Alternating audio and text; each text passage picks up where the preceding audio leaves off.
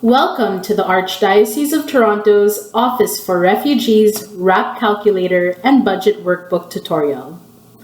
In this tutorial, we will review how to use the workbook to both calculate sponsorship costs and to develop a preliminary budget for the refugee or newcomer family.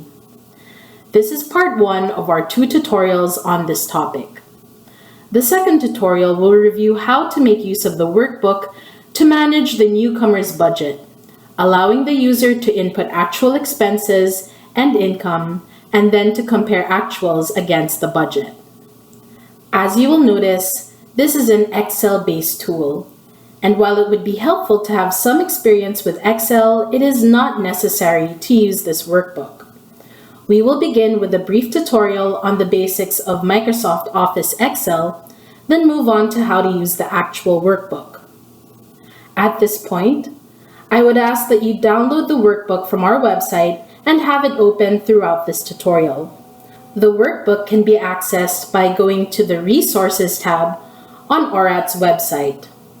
The address of our website is as follows: www.archtoronto.org.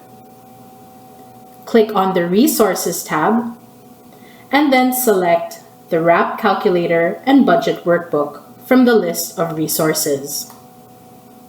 You will be prompted to save the file. Once saved, you may open the file and begin to use the workbook. Let us begin. Microsoft Excel tutorial. Microsoft Excel is one of the most popular computer-based spreadsheet applications. It is available on both Mac and PC platforms. Excel allows a user to organize numerical and text data in a table format. That is to say, data is organized by rows and by columns. The spreadsheet application allows for quick calculations and analysis. First, let us review some common terms used in Excel. Let's begin with the term workbook. A workbook is a collection of one or more spreadsheets that are contained in a single file. When you open Microsoft Excel, you are opening a workbook, which by default usually contains several worksheets. Worksheet. A worksheet is the name given to the large grid where you actually enter and store data, and where you can perform various calculations. It is made up of rows and columns. Where the two intersect, they form a cell.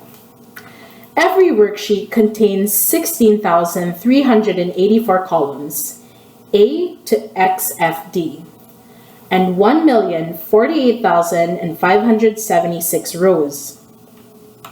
In the RAP Calculator and Budget Workbook, you will notice that there are 7 worksheets. The first is labeled Instruction Guide, and the last is entitled FY Projection, which stands for Full Year Projection. By clicking on the desired tab, which is located at the bottom of the workbook, you will be brought to the selected worksheet. Cell address. A cell address is made up of the column letter followed by the row number. For example, the cell that is located at the intersection of column B and row 5 has a unique cell address of B5. Every cell on a worksheet has a unique address. The name box in the top left corner displays the address of the active cell. The cell address will help you navigate the worksheet. Protected cells. Protected cells are those that are password protected and cannot be changed except by the administrator, who has rights over the workbook. In this workbook, protected cells usually contain a formula that return a value after the specific task or calculation is performed. In this workbook, protected cells are for the most part shaded green. Unprotected cells.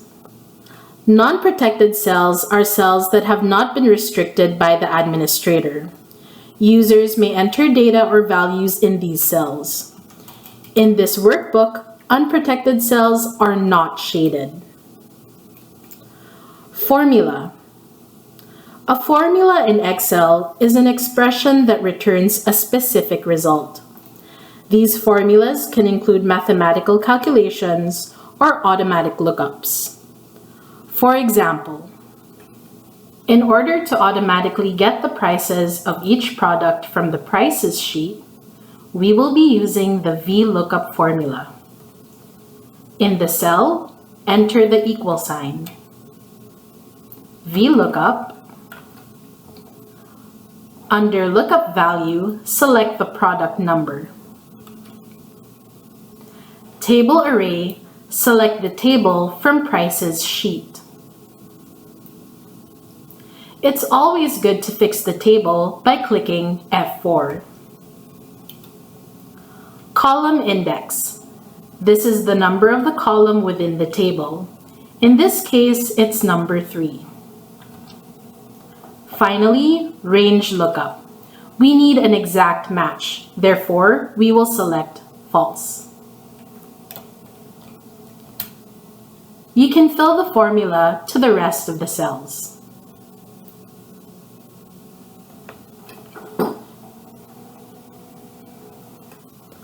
Now, let us look at how to save your workbook once you have entered data into it.